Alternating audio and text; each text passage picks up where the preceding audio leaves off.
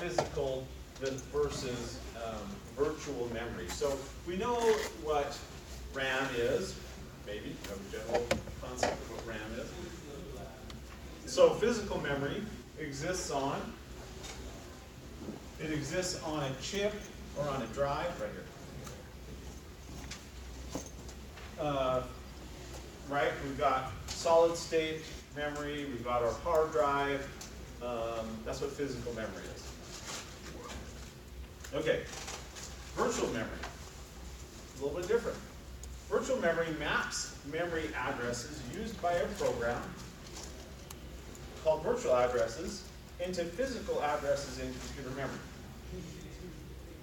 Processes have to share the CPU and RAM with other processes. How do we make sure no one runs out of memory? How do we make sure memory doesn't get corrupted? How do we make sure other processes don't write to my memory? So if you can imagine, if you have a process that's writing over another process's memory, what's going to happen?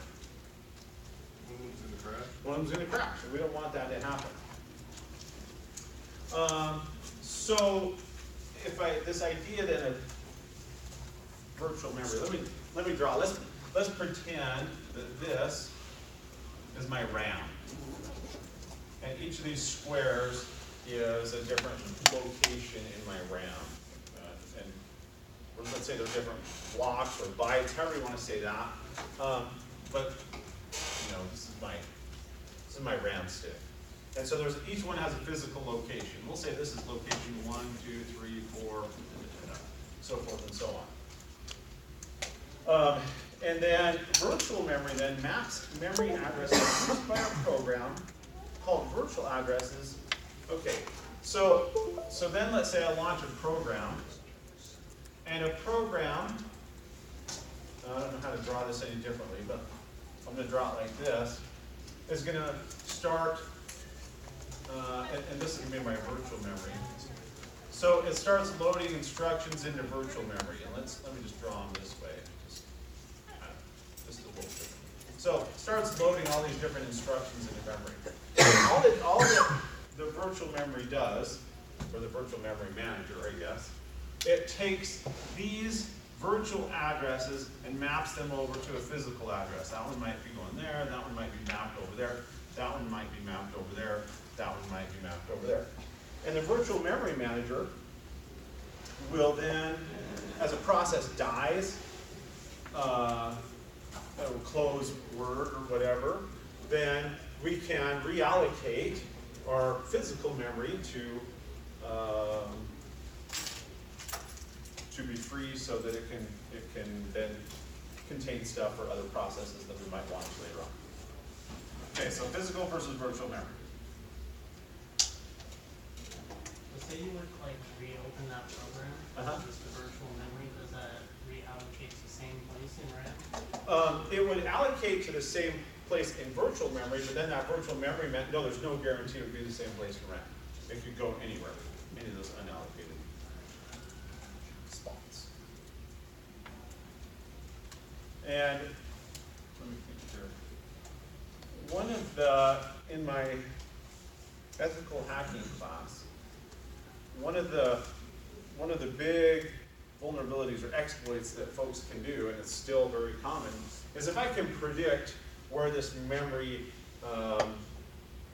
addresses are at, and I can create a process that will overwrite a memory location at a certain point, I can cause the system to do unexpected things. And it's really big that I just said that, but as an example, one of the ways they do this is called a buffer overflow. Buffer, think of buffer, you think of memory, right? So if I can get a program to go outside of its buffer, like let's say Firefox was running and it was running in this memory space.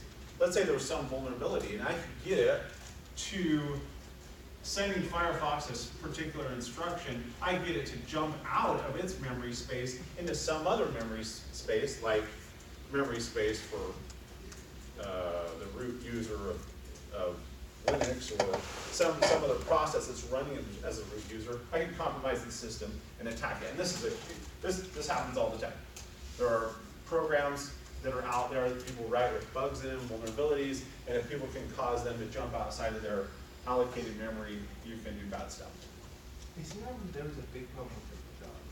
Yeah. As far as I can tell, Firefox is one of the most well-maintained of the web browsers. Yeah, I'm just using that as an example, but they've had vulnerabilities in the past. But yeah, Java is notorious for that. Yeah. Yeah. Okay, so here's my systems view then of physical memory. So we know that in RAM, we're going to have the kernel, very first thing is, or about the very first thing, the kernel's going to be loaded into RAM. And then on top of that, or after the kernel's loaded, I might have various other processes, systemd, XIs, whatever other processes might be loaded into RAM as well. Now, have you guys heard of swap? Did they talk about swap space in IT-3100? Yep. Remember what that was? Isn't it like if you run out of RAM, that's installed on the hard drive where it accesses RAM? Right. So here's my RAM, and here's my hard drive. So if RAM ever gets full, and we have a finite amount of RAM, right? We might have 4 gigs of RAM or something. Wow. Yeah. So if I somehow load so many different processes that I exceed my my RAM amount, then what'll happen is those processes that are in the background that we might, or processes that we aren't currently doing something with the CPU, we might take it out of RAM and send it over to disk, or a certain location on our disk that we've called swap. And generally this might be a separate partition. Maybe you put swap on your solid state, whatever. So let's say that I switch from Firefox over to Word. Okay, so Firefox is no longer in the foreground. Maybe I could offload some of those RAM instructions back to swap until I'm using Firefox again. And then when I use Firefox again, I'll pull those instructions back out of swap, load them into RAM, and then do whatever instruction that I'm supposed to do.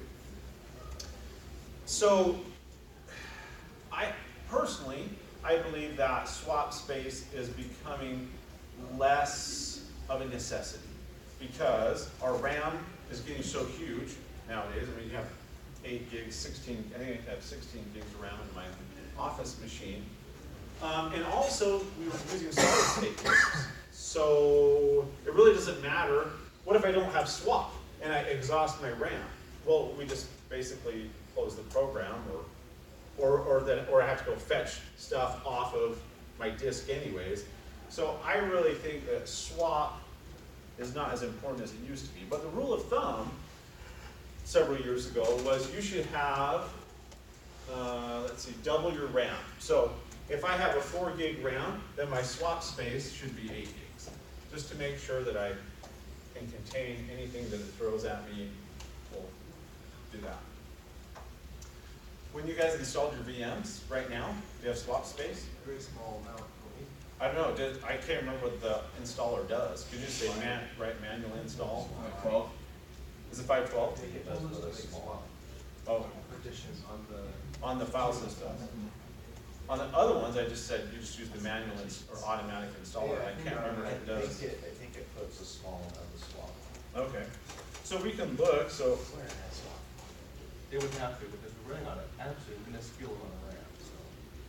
so sudo, let's try cf disk. We can crash a lot if we didn't have it as well.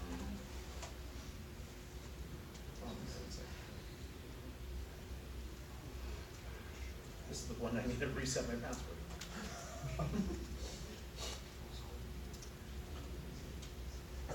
Oh, okay, whatever.